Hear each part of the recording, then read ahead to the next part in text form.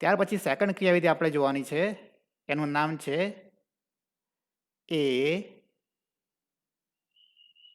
ACO2 એટલે કે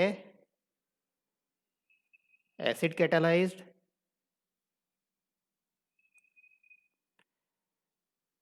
ત્યાર પછી એસી એટલે કે એસાઇલ ઓક્સિજન બંધ તૂટતો હોય,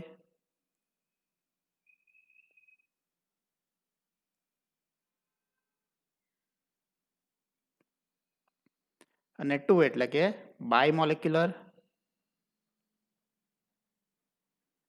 અથવા તો દ્વિઆણવીય ક્રિયાવિધિ છે. તો હવે આપણે AAC2 ક્રિયાવિધિ વિશે સમજવાનું છે કે આ ક્રિયાવિધિ કેવી છે. તો ડિટેલમાં હવે એ ક્રિયાવિધિ આપણે જોઈશું. R C double bond O R prime plus H2O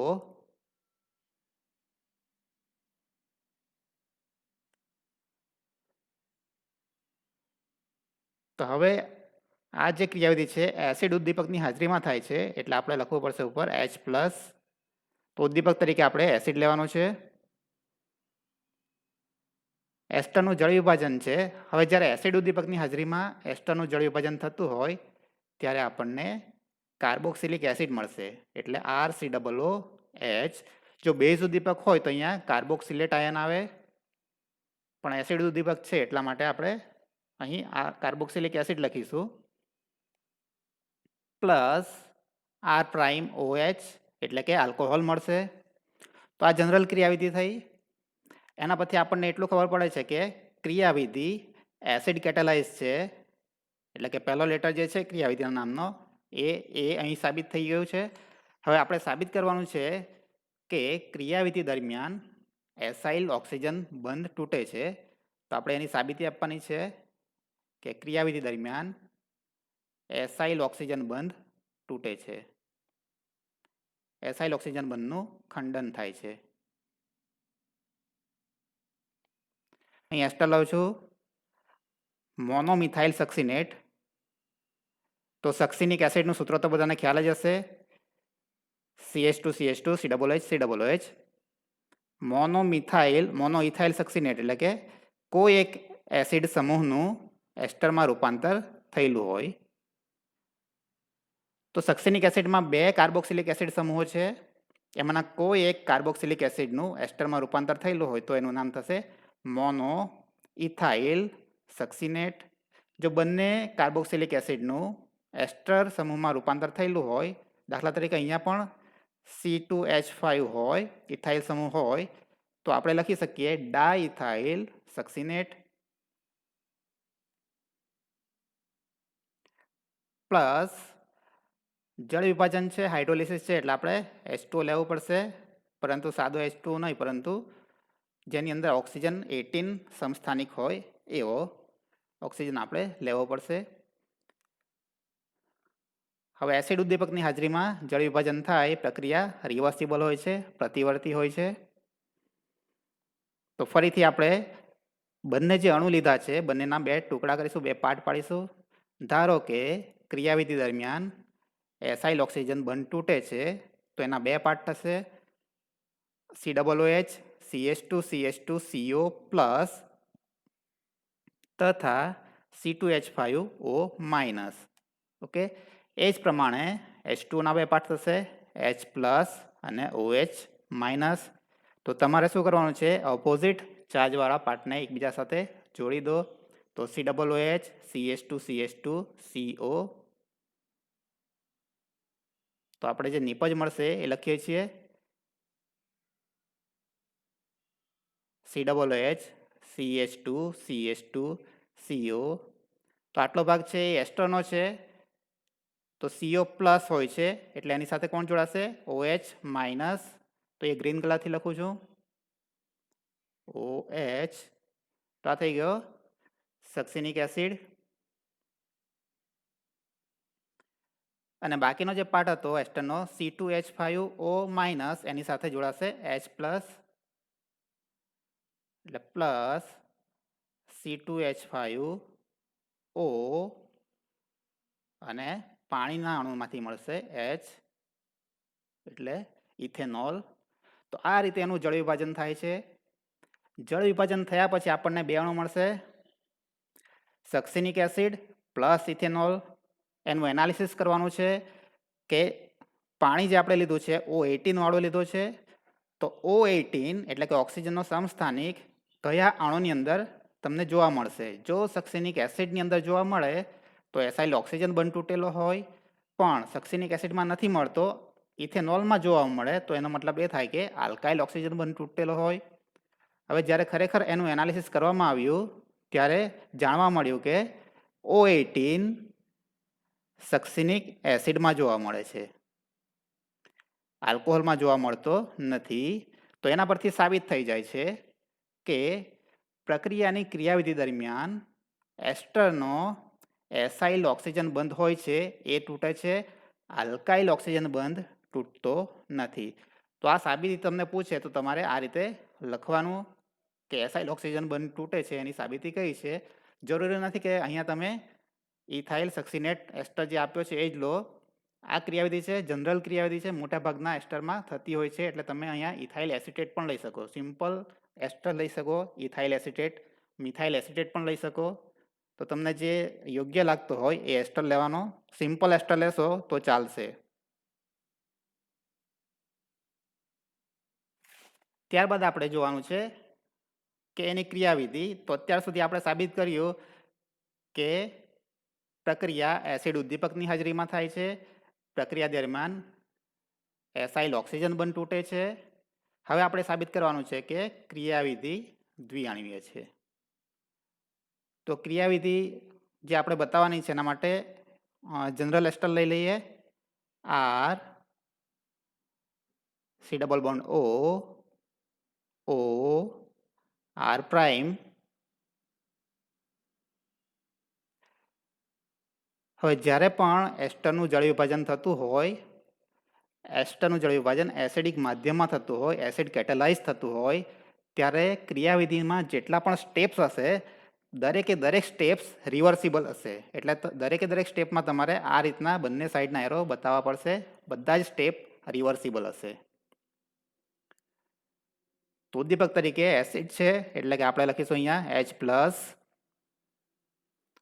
okay, તો એસ્ટરમાં જે કાર્બોનિલ સમૂહ છે એમાં રહેલો કાર્બન આંશિક ધન વીજભારિત હોય છે, ઓક્સિજન હોય છે આંશિક ઋણ વીજભારિત. અહીંયા ઉદ્દીપક છે H+, એના ઉપર ધન વીજભાર છે એટલે કોની સાથે જોડાશે? એ જોડાશે ઓક્સિજન સાથે. એટલે આ પહેલું સ્ટેપ તમને બુકમાં બતાવ્યું છે, બે સ્ટેપનું મિશ્રણ છે, બે સ્ટેપ કમ્બાઈન કરીને બતાવ્યા છે. આપણે બંને સ્ટેપ અહીંયા નીચે સરળતાથી સમજીએ કે પહેલા સ્ટેપમાં શું થશે. તો કાર્બોનિલનો જે ઓક્સિજન છે એનું પ્રોટોનેશન થાય, એટલે ઓક્સિજનના જે અબંધકારક ઇલેક્ટ્રોન યુગ્મ છે એનો ઉપયોગ કરીને ઓક્સિજન H+ સાથે બંધ બનાવે. હવે ઓક્સિજનના ઇલેક્ટ્રોન યુગ્મ યુઝ થઈ ગયા છે એટલા માટે ઓક્સિજન ઉપર આવશે પ્લસ ચાર્જ. બાકીનો જે એસ્ટરનો ભાગ છે એમનો એમ લખવાનો.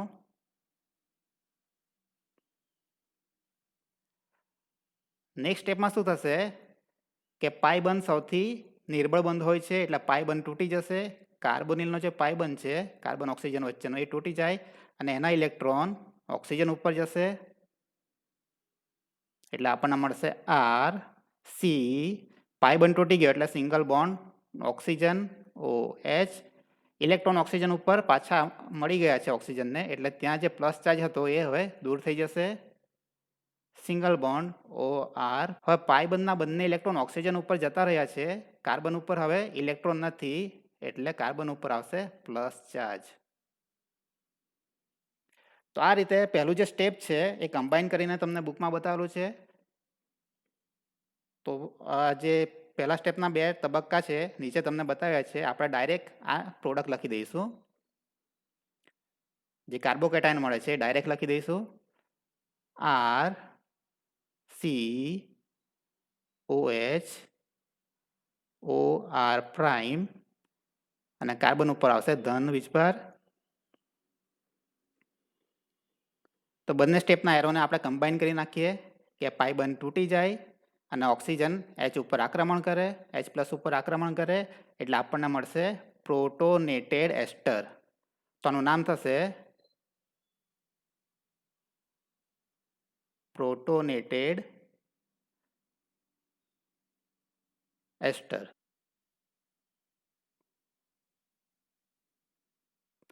તો પહેલા સ્ટેપ્સને અંતે આપણને મળ્યું પ્રોટોનેટેડ એસ્ટર, અથવા તમે આને એ પણ કહી શકો કાર્બોનિયમ આયન અથવા કાર્બોકેટાયન પણ કહી શકો.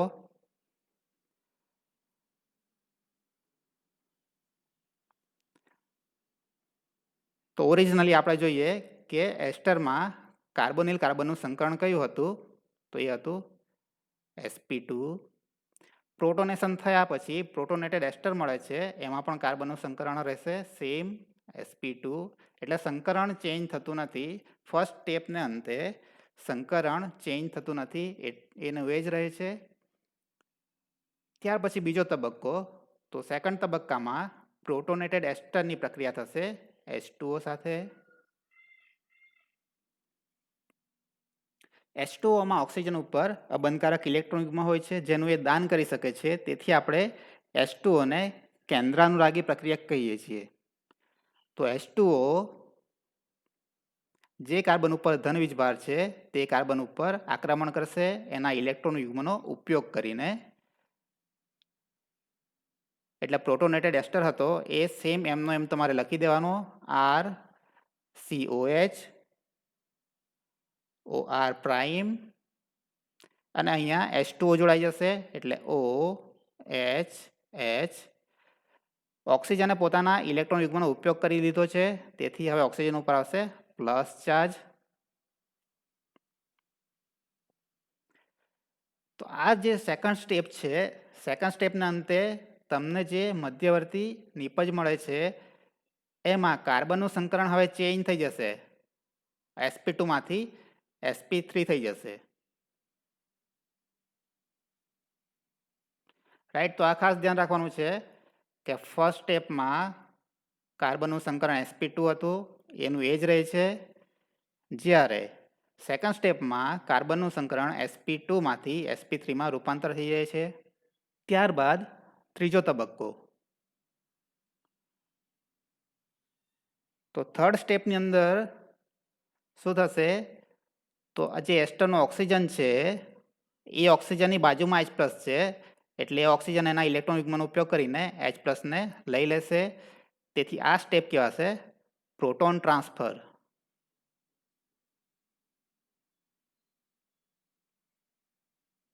અથવા તો પ્રોટોન શિફ્ટિંગ પણ કહી શકો.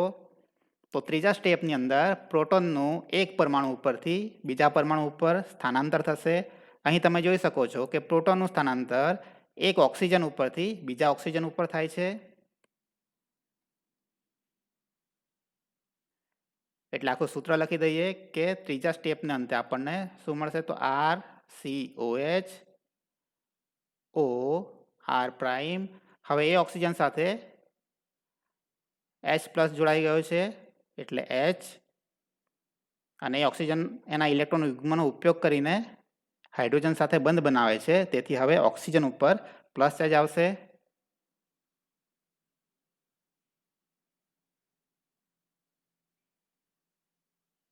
અને H2O હતું એમાંથી એક H નીકળી જશે એટલે OH રહી જશે. તો અહીંયા પણ તમે જોઈ શકો છો કાર્બનનું સંકરણ રહેશે sp3 જ.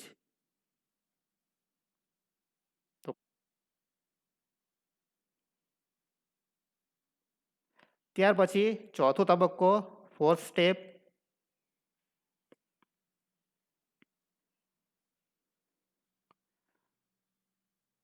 તો ચોથા તબક્કામાં R'OH+ છે. તો એ જે કાર્બન ઓક્સિજન બંધ છે એ બંધ તૂટી જશે અને બંધના બંને ઇલેક્ટ્રોન લઈને R'OH દૂર થશે. એટલે આપણે લખીશું -R'OH. આલ્કોહોલ દૂર થશે. રાઈટ. તો હવે ચોથા સ્ટેપને અંતે આપણને શું મળશે તો આર સી OH OH અને અહીંયા આવશે પ્લસ ચાર્જ. કાર્બન ઉપર ફરીથી પ્લસ ચાર્જ આવશે. તો હવે અહીં કાર્બનનું સંકરણ કયું થઈ જશે sp2 થઈ જશે. તો ફરીથી કાર્બનનું સંકરણ sp3 માંથી sp2 થઈ જશે. આર સી OH પ્લસ છે તો આને કહેવાશે પ્રોટોનેટેડ એસિડ.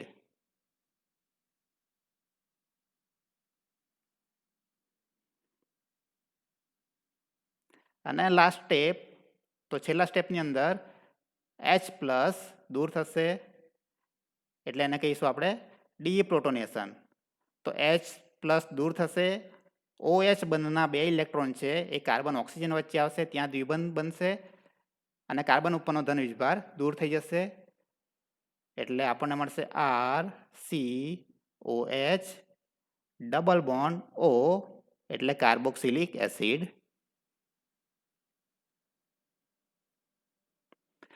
તો હંમેશા યાદ રાખો કે જ્યારે પણ ક્રિયાવિધિની અંદર પ્રોટોનેશન કે ડીપ્રોટોનેશન હોય તો એ જે સ્ટેપ છે એ તબક્કો છે એ ઓબ્વિયસલી ઇઝીલી થાય છે, ઘણી સરળતાથી થાય છે, કારણ કે પ્રોટોનનું કદ એટલે કે H પ્લસનું કદ ખૂબ જ નાનું હોય છે. તેથી એને સ્ટેરિક હિન્ડ્રન્સ એ નડતો નથી. બરાબર છે. એટલે ઇઝીલી મૂવ થઈ શકે, પ્રોટોનેશન થઈ શકે, ઇઝીલી ડીપ્રોટોનેશન થઈ શકે, પ્રોટોન ટ્રાન્સફર ઇઝીલી થઈ શકે. તેથી જે પણ તબક્કાની અંદર પ્રોટોનેશન હોય, ડીપ્રોટોનેશન હોય, પ્રોટોન ટ્રાન્સફર હોય એ બધા તબક્કા ઓબ્વિયસલી ફાસ્ટ હશે, ઝડપી હશે, કારણ કે સ્ટેપ ઇઝીલી થશે એટલા માટે. તો પ્રોટોનેશનવાળો તબક્કો છે ફર્સ્ટ, તો એ કેવો હશે ફાસ્ટ હશે, ઝડપી હશે. તો ફર્સ્ટ સ્ટેપ ફાસ્ટ છે. પછી આગળના સ્ટેપ જોઈએ. અહીંયા ડીપ્રોટોનેશન પ્રોટોનેશન નથી, પ્રોટોન ટ્રાન્સફર છે. તો એ સ્ટેપ પણ કેવું થશે ફાસ્ટ થશે. ત્યાર પછી આ જે સ્ટેપ છે એમાં પ્રોટોનનું ટ્રાન્સફર થતું નથી કે પ્રોટોન ડીપ્રોટોનેશન પણ થતું નથી. તેથી એ વિશે આપણે ત્યારબાદ નક્કી કરીશું. અને છેલ્લું સ્ટેપ છે એમાં પણ પ્રોટોન ડીપ્રોટોનેશન થાય છે. તેથી આ સ્ટેપ પણ કેવું થશે ફાસ્ટ થશે. તો 5 જે સ્ટેપ્સ છે એમાંથી 3 સ્ટેપ આપણે નક્કી કરી નાખ્યા કે 3 સ્ટેપ ફાસ્ટ થશે, ઝડપી થશે. હવે 2 સ્ટેપ બચ્યા છે. તો સેકન્ડ સ્ટેપ અને ચોથું સ્ટેપ છે. તો સેકન્ડ સ્ટેપની પહેલાં વાત કરીએ કે સેકન્ડ સ્ટેપમાં શું થાય છે. તો ફરીથી જોઈ લઈએ. પ્રોટોનેટેડ એસ્ટર છે, કાર્બન ઉપર ધન વીજભાર છે, કાર્બનનું સંકરણ sp2 છે. ક્રિયાવિધિ એટલે કે આ સ્ટેપ પત્યા પછી આપણને જે અણુ મળશે એમાં કાર્બનનું સંકરણ sp3 થઈ જશે. એટલે લાસ્ટ જે ક્રિયાવિધિ આપણે જોઈ હતી ગઈકાલે એના જેવું જ છે. સંકરણ ચેન્જ થાય છે, sp2 માંથી sp3 થાય છે. એટલે આ જે અણુ છે થોડો અસ્થાયી થશે અને ઓક્સિજન ઉપર પાછો પ્લસ ચાર્જ પણ છે. એટલે વીજભાર તો એનું એ જ રહી છે. પહેલાં પણ ધન વીજભાર હતો, અત્યારે પણ ધન વીજભાર છે. એટલા માટે આ જે સ્ટેપ છે એમાં રહેલો જે અણુ છે એની એનર્જી પ્રોટોનેટેડ એસ્ટર કરતાં વધારે હશે. બીજી વસ્તુ કે H2O એ કેન્દ્રાનુરાગી છે, પરંતુ કેવો છે નિર્બળ કેન્દ્રાનુરાગી છે. એના ઉપર નેગેટિવ ચાર્જ નથી, વીજભાર નથી, એટલે એને ધન વીજભાર પ્રત્યે એટલું બધું આકર્ષણ થતું નથી. જેથી આ જે H2Oની કેન્દ્રાનુરાગી પ્રક્રિયા હોય છે મોટે ભાગે થોડી ધીમી હોય છે. પ્લસ કાર્બન ઉપર જોડાયેલા જે સમૂહો છે એ નાના હોય તો પ્રક્રિયા થોડી ઝડપી થશે, પણ એ સમૂહો જો મોટા હોય તો એને અવકાશી અવરોધ નડશે, સ્ટેરિક હિન્ડ્રન્સ નડશે, જેથી પ્રક્રિયા ધીમી થાય. એટલે તમારે ખાસ ધ્યાન રાખવાનું છે કે એસ્ટરમાં રહેલા જે સમૂહો છે, કાર્બન સાથેના સમૂહો જો જોડાયેલા હોય એ જો નાના હોય તો પ્રક્રિયા ઝડપી થશે, નહીં તો પ્રક્રિયા ધીમી થશે. એટલે 2 કારણોને લીધે આ જે તબક્કો છે સેકન્ડ સ્ટેપ છે એ કેવું થશે ધીમું થશે. અને ચોથું જે સ્ટેપ છે એમાં આલ્કોહોલ દૂર થાય છે, આલ્કોહોલનો અણુ દૂર થાય છે. તો એ જે સ્ટેપ છે એની વાત કરીએ તો એમાં કાર્બનનું સંકરણ sp3 છે, એનું sp2 માં રૂપાંતર થાય છે. એટલે કે વધારે સમૂહો છે સ્ટેપને અંતે ઓછા સમૂહો રહી જાય છે. તેનાથી શું થાય કે સ્ટેબિલિટી થોડી વધશે. એટલે આ જે તબક્કો છે કેવો થશે ફાસ્ટ થશે, ઝડપી થશે. રાઈટ. તો હવે 5 જે સ્ટેપ્સ હતા એ દરેક સ્ટેપની વિગતો આપણને મળી ગઈ છે. પહેલો તબક્કો પ્રોટોનેશનનો હતો. તો ફર્સ્ટ સ્ટેપની અંદર પ્રોટોનેશન થતું હતું અને પ્રોટોનેશન થાય તો એ ફાસ્ટ થતું હોય એટલે એ તબક્કો ઝડપી છે. સેકન્ડ સ્ટેપમાં H2Oની કેન્દ્રાનુરાગી પ્રક્રિયા છે એટલે એ સ્ટેપ ધીમું થાય છે. sp2માંથી સંકરણ sp3માં ચેન્જ થાય છે એટલે સ્ટેપ ધીમું થાય છે. ત્રીજો તબક્કો પ્રોટોન ટ્રાન્સફર, એ ઓબ્વિયસલી ફાસ્ટ થાય છે, ઝડપી થાય છે. ચોથો તબક્કો આલ્કોહોલનો અણુ દૂર થાય છે, R'OH દૂર થાય છે. સંકરણ કાર્બનનું જે હતું sp3 એમાંથી sp2માં રૂપાંતર થાય છે, તેથી એ ઝડપી થશે. અને છેલ્લો જે સ્ટેપ છે એ હતું ડીપ્રોટોનેશન. તો ડીપ્રોટોનેશન પણ ઝડપી થતું હોય માટે એ સ્ટેપ પણ કેવું છે, ઝડપી છે. તો આપણને સૌથી ધીમો તબક્કો કયો છે એ મળી ગયો છે, એટલે એ સૌથી ધીમા તબક્કાને આપણે કહીશું રેટ ડિટર્મિનિંગ સ્ટેપ. તો આ જે ક્રિયાવિધિ છે એ ક્રિયાવિધિની અંદર ટોટલ 2 ક્રિયાવિધિ આવી જશે. પહેલી ક્રિયાવિધિ તો આપણે જોઈ લીધી કે એસ્ટરનું જળ વિભાજન થાય છે અને આપણને એસિડ અને આલ્કોહોલ મળે છે. પણ આખી પ્રોસેસ તમે જોશો તો દરેકે દરેક સ્ટેપ્સ કેવા છે, રિવર્સિબલ છે. બરાબર છે, દરેકે દરેક સ્ટેપ્સ રિવર્સિબલ છે. મતલબ કે આખી પ્રક્રિયા જે છે એ રિવર્સિબલ છે. એનો મતલબ એ થાય કે એસ્ટરનું જળ વિભાજન થઈ એસિડ અને આલ્કોહોલ મળે છે અને સેમ એસિડ અને આલ્કોહોલ પાછા પ્રક્રિયા કરી આપણને એસ્ટર આપે છે. રાઈટ.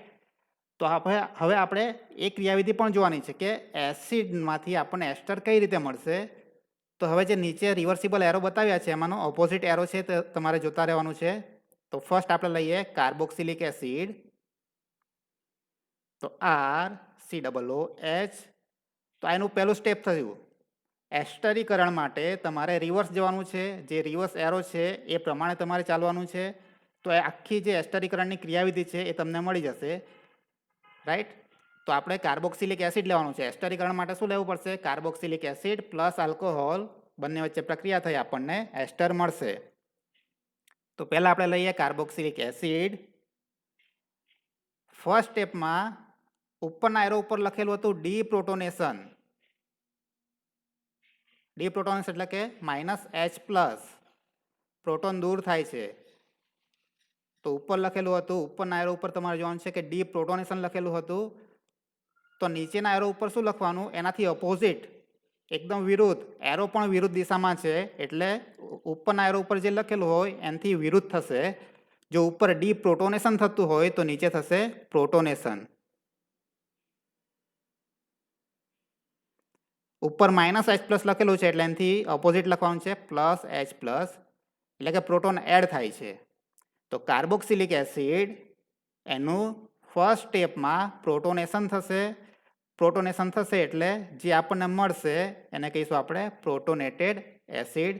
પ્રોટોનેશન કઈ રીતે થાય, તો જે રીતે એસ્ટરમાં થતું હતું એ જ રીતે કાર્બન ઓક્સિજન વચ્ચે દ્વિબંધ છે એ તૂટી જાય, એના ઇલેક્ટ્રોનનો ઉપયોગ કરીને ઓક્સિજન H સાથે બંધ બનાવે એટલે RCOH તો હતું જ, કાર્બન ઓક્સિજન વચ્ચે હવે સિંગલ બંધ છે અને ઓક્સિજન સાથે H જોડાઈ જાય એટલે RCOH અને કાર્બન ઉપર આવશે હવે પ્લસ ચાર્જ. તો ફર્સ્ટ સ્ટેપના અંતે આપણને મળ્યું પ્રોટોનેટેડ એસિડ. ત્યાર પછી સેકન્ડ સ્ટેપ. સેકન્ડ સ્ટેપમાં ઉપર લખેલું છે -ROH, મતલબ કે આલ્કોહોલનો અણુ દૂર થાય છે. તો જ્યારે આપણે એસ્ટરીકરણ કરીએ ત્યારે એનાથી ઓપોઝિટ લખવાનું +ROH, એટલે કે આલ્કોહોલનો અણુ એડ થશે. કઈ રીતે એડ થાય, તો ROH એટલે કે આલ્કોહોલ છે એમાં રહેલા ઓક્સિજન ઉપર અબંધકારક ઇલેક્ટ્રોન યુગ્મ હશે, જેનો ઉપયોગ કરીને કાર્બન ઉપર આક્રમણ કરશે.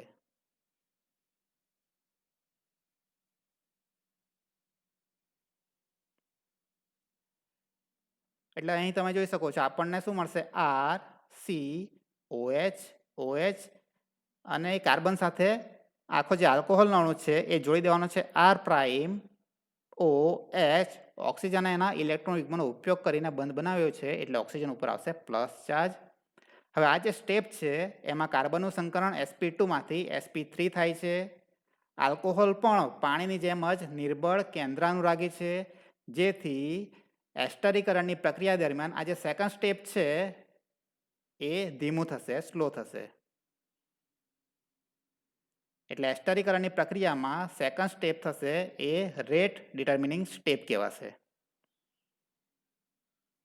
ત્યાર પછી ત્રીજો તબક્કો, તો ત્રીજા તબક્કામાં RCOH OR'H+, જે આપણને sp3 સંકરિત કાર્બન મળ્યો છે, એમાંથી ફરી યાર જો પ્રોટોન ટ્રાન્સફર થતું હતું તો અહીંયા પણ સેમ આવશે પ્રોટોન ટ્રાન્સફર, પરંતુ ઓપોઝિટ થશે.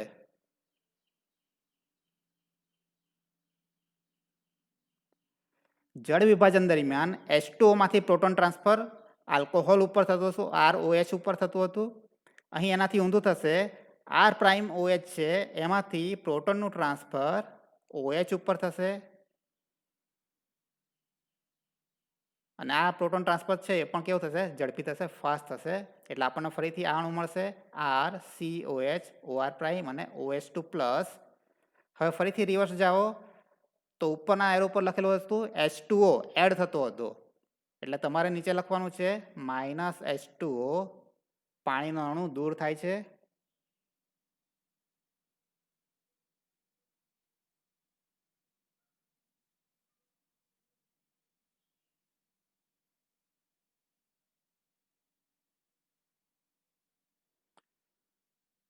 તો પાણીનો અણુ દૂર થાય એટલે -H2O લખ્યું, પાણીનો અણુ દૂર થતાં આપણને પ્રોટોનેટેડ એસ્ટર મળશે. તો અહીંથી તમારે H2O દૂર કરવાનું છે. H2O દૂર થઈ જશે આ રીતે, એટલે આપણને મળશે પ્રોટોનેટેડ એસ્ટર. અને પ્રોટોનેટેડ એસ્ટરમાંથી ફરી રિવર્સ જાઓ તો ઉપરના એરો પર લખેલું છે H+, પ્રોટોનેશન, એટલે કે H+ એડ થતો હતો. તો એરો રિવર્સ છે, આપણે શું લખવાનું છે, -H+, એટલે એને કહેવાશે ડીપ્રોટોનેશન.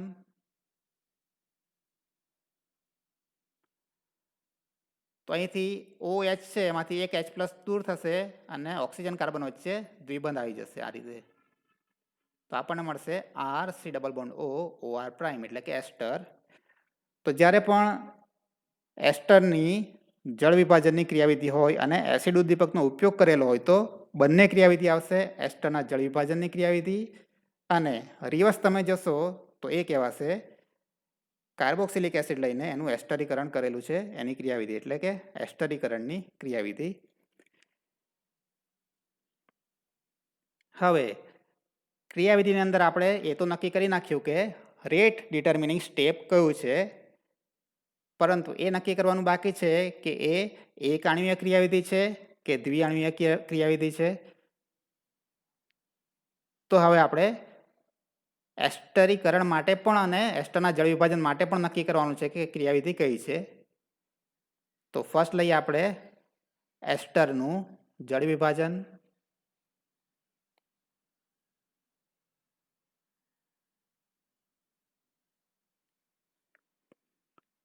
તો એસ્ટરના જળ વિભાજન માટે ક્રિયાવિધિ એક આણ્વીય છે કે દ્વિઆણ્વીય નક્કી કરવાનું છે.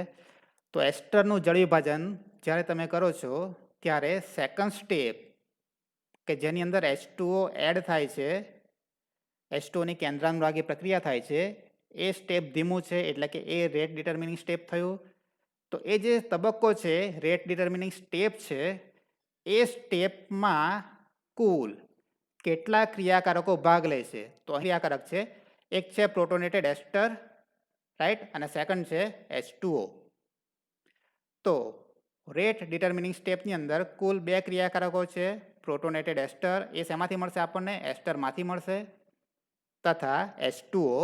એટલે આપણે લખી શકીએ કે એસ્ટરનું જે જળ વિભાજન થાય છે એનો રેટ, એટલે કે દર, ડાયરેક્ટલી પ્રોપોર્શનલ ટુ કોની સાંદ્રતા, એસ્ટરની સાંદ્રતા તથા પાણીની સાંદ્રતા. એટલે કે આ જે ક્રિયાવિધિ છે એસ્ટરનું જળ વિભાજન, એનો જે રેટ છે, એનો જે દર છે, એ એસ્ટરની સાંદ્રતાના સપ્રમાણતામાં હોય છે. એટલે કે એસ્ટરની સાંદ્રતા તમે વધારતા જશો તો પ્રક્રિયાનો જે દર છે, પ્રક્રિયાનો વેગ છે એ વધશે. જો એસ્ટરની સાંદ્રતા સેમ રાખો, H2Oની સાંદ્રતા વધારશો તો પણ પ્રક્રિયાનો વેગ વધશે, અને જો બંનેની સાંદ્રતા વધારશો તો પ્રક્રિયાનો વેગ ઝડપથી વધશે. એટલે આપણે પ્રોપોર્શનાલિટી કાઢી નાખીએ તો કોન્સ્ટન્ટ મૂકવો પડશે કે એસ્ટરની સાંદ્રતા ઇન્ટુ H2ની સાંદ્રતા, એટલે આ જે ક્રિયાવિધિ થઈ એ કઈ થઈ? દ્વિઆણ્વીય. એ જ પ્રમાણે એસ્ટરીકરણ એટલે કે એસ્ટરીફિકેશન માટે આપણે જોવાનું છે કે એ જે ક્રિયાવિધિ છે એ એક આણ્વીય છે કે દ્વિઆણ્વીય છે. તો ફરીથી એસ્ટરની ક્રિયાવિધિ આપણે જોઈ લીધી. હવે એસ્ટરીકરણની ક્રિયાવિધિ જોવાની છે. તો એ આ રીતે થશે. કાર્બોક્સિલિક એસિડ સ્ટાર્ટિંગમાં લેવાનું છે. ફર્સ્ટ સ્ટેપમાં આપણે પ્રોટોનેશન કરીશું. પ્રોટોનેશન થયા પછી સેકન્ડ સ્ટેપમાં આલ્કોહોલ આક્રમણ કરશે અને એ તબક્કો કેવો થયો? ધીમો થયો, સ્લો. એટલે આને આપણે કીધું હતું RDS, રેટ ડિટર્મિનિંગ સ્ટેપ. તો આ જે રેટ ડિટર્મિનિંગ સ્ટેપ છે એની અંદર કોણ ભાગ લે છે? તો પ્રોટોનેટેડ એસિડ. અને પ્રોટોનેટેડ એસિડ શેમાંથી મળ્યો આપણને? કાર્બોક્સિલિક એસિડમાંથી, જેનું પ્રોટોનેશન થઈ આપણને પ્રોટોનેટેડ એસિડ મળ્યો. તો આ સ્ટેપની અંદર, રેટ ડિટર્મિનિંગ સ્ટેપની અંદર કાર્બોક્સિલિક એસિડ ભાગ લે છે અને બીજો અણુ કયો થયો? આલ્કોહોલ. મતલબ કે આ જે તબક્કો છે એનો જે રેટ છે એ પણ બે અણુની સાંદ્રતા ઉપર ડિપેન્ડ રાખે છે. તો રેટ પ્રપોઝનલ ટુ એસિડની સાંદ્રતા ઇન્ટુ આલ્કોહોલની સાંદ્રતા. પ્રોપોઝનાલિટી કાઢી નાખીએ એટલે કોન્સ્ટન્ટ મૂકી દઈએ આપણે, કે ઇન્ટુ એસિડની સાંદ્રતા ઇન્ટુ આલ્કોહોલની સાંદ્રતા. એટલે કે જો તમારે એસ્ટરીકરણ કરવું હોય, એસ્ટરીફિકેશન કરવું હોય અને એનો જે વેગ છે, પ્રક્રિયાનો દર વધારવો હોય, ઝડપી બનાવવી હોય પ્રક્રિયા, તો તમે એસિડની સાંદ્રતા વધારી શકો. એ જ પ્રમાણે આલ્કોહોલની પણ સાંદ્રતા વધારી શકો. જો તમે બંનેની સાંદ્રતા વધારશો તો પણ પ્રક્રિયાનો વેગ ઝડપથી વધશે. તો આ જે ક્રિયાવિધિ છે એના રેટ ડિટર્મિનિંગ સ્ટેપની અંદર બે ક્રિયાકારકો ભાગ લે છે. તેથી આ જે ક્રિયાવિધિ છે એ કહેવાશે દ્વિઆણ્વીય. એટલે હવે સાબિત થઈ ગયું છે કે આ જે ક્રિયાવિધિ છે એસિડ ઉદ્દીપકની હાજરીમાં થાય છે. પ્રક્રિયા દરમિયાન એસાઇલ ઓક્સિજન બંધ તૂટે છે તથા ક્રિયાવિધિ દ્વિઆણ્વીય છે. હવે તમે આ ક્રિયાવિધિમાં જોઈ ગયા કે વેગ નિર્ણાયક તબક્કો એટલે કે રેટ ડિટર્મિનિંગ સ્ટેપની અંદર કાર્બનનું સંકરણ sp2 માંથી sp3 થતું હતું. તેથી આ જે પ્રક્રિયા છે, આ જે ક્રિયાવિધિ છે એ અવકાશીય અવરોધ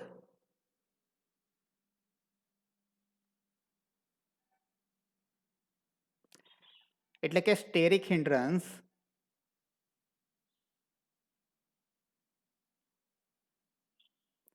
પ્રત્યે સંવેદનશીલ હોય છે.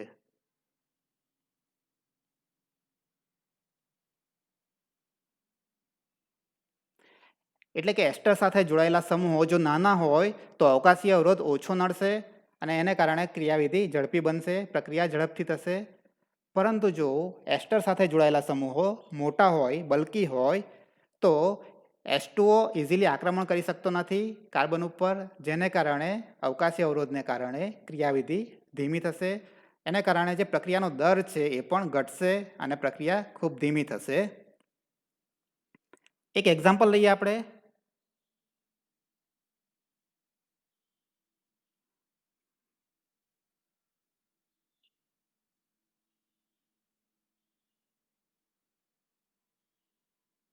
ટુ મિથાઇલ બેન્ઝોઇક એસિડ, એનું આપણે એસ્ટરીકરણ કરવું હોય તો એસિડ પ્લસ આલ્કોહોલ લઈ લઈએ, ROH. એસિડિક માધ્યમમાં આપણે પ્રક્રિયા કરવાની છે એટલે એરો આવશે રિવર્સિબલ.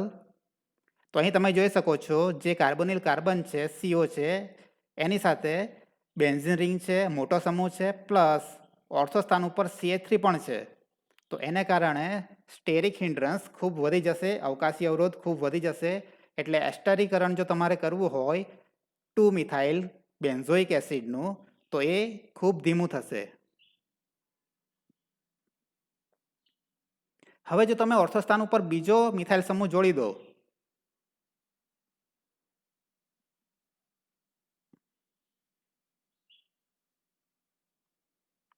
એટલે કે 2,6 ડાયમિથાઇલ બેન્ઝોઇક એસિડ, તમારે એનું એસ્ટરીકરણ કરવું હોય એસિડિક માધ્યમમાં તો એ થશે નહીં, પ્રક્રિયા થતી નથી.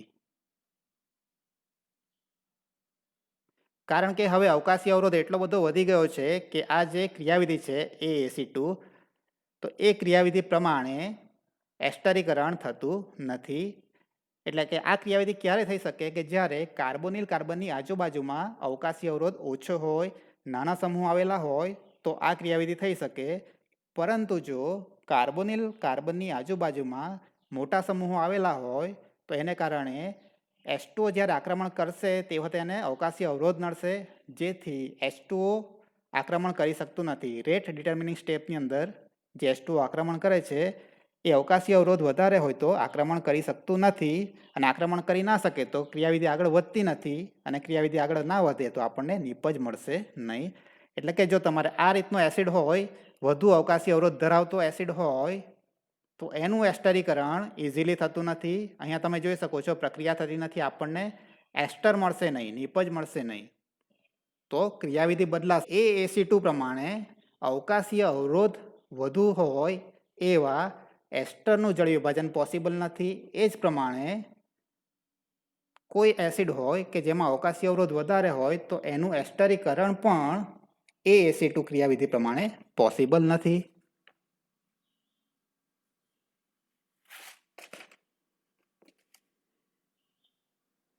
તો હવે નવી ક્રિયાવિધિ આપણે જોવાની છે AaC1. તો આ ક્રિયાવિધિ ક્યારે થાય તો એ પહેલા આપણે જોઈ લઈએ કે અવકાશી અવરોધ વધારે હોય, વધુ અવકાશીય અવરોધવાળા એસ્ટરનું જળ વિભાજન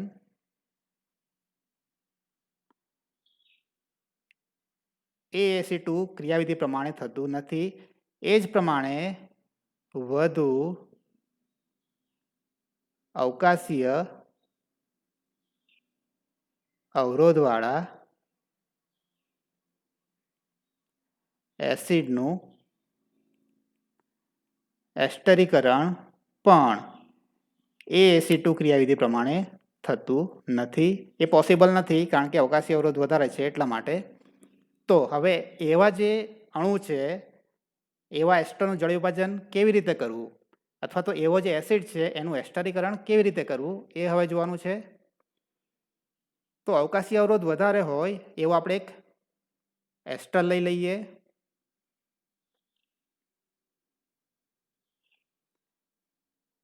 એક્ઝામ્પલ તરીકે આપણે લઈએ છીએ બેન્ઝીન ઉપર COO CH3 તથા એના ઓર્થો સ્થાન ઉપર CH3 છે અને પેરા સ્થાન ઉપર એક CH3 છે. તો એનું નામ થશે મિથાઇલ મેસિટોએટ.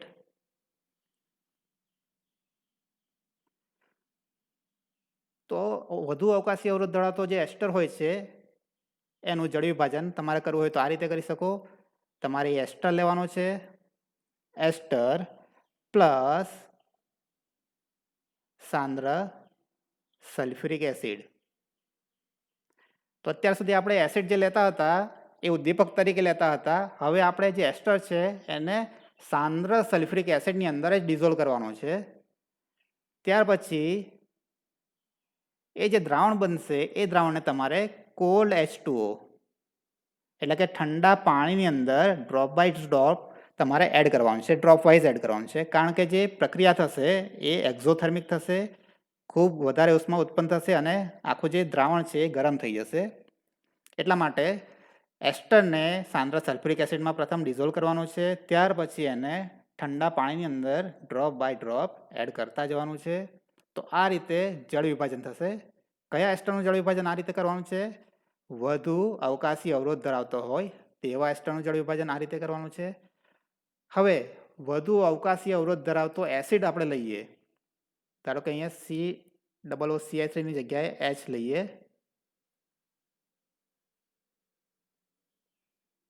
રાઈટ, તો આ થઈ ગયો એસિડ થઈ ગયો. તો એ જે એસિડ છે અવકાશી અવરોધ ધરાવે છે, તેથી એનું જો એસ્ટરીકરણ કરવું હોય તો કેવી રીતે કરાય? તો તમારે એ જે એસિડ છે કાર્બોક્સિલિક એસિડ એને સાંદ્ર સલ્ફ્યુરિક એસિડમાં ડિઝોલ્વ કરવાનો છે. પછી એ જે દ્રાવણ બને છે એને હવે તમારે શેની અંદર નાખવાનું છે. અહીંયા ખાલી જગ્યા લખું છું, તમારે ચેટ બોક્સમાં લખવાનું છે કે જે દ્રાવણ બનશે એને શેની અંદર તમારે નાખવાનું છે. Cold alcohol. તો એ દ્રાવણને તમારે ઠંડા આલ્કોહોલમાં નાખવાનું છે. આલ્કોહોલ હશે તો જ એસ્ટરીકરણ થાય. એ ખાસ યાદ રાખવાનું કે એસિડ પ્લસ આલ્કોહોલ બે ભેગા મળે તો જ એસ્ટર બને. તો એસિડને સાંદ્ર સલ્ફ્યુરિક એસિડમાં ડિઝોલ્વ કરો, એને પછી જે દ્રાવણ બને એને ઠંડા આલ્કોહોલમાં નાખો. તો આ રીતે તમે પ્રક્રિયા કરશો તો એસ્ટરીકરણ થઈ જશે, એસ્ટર બની જશે.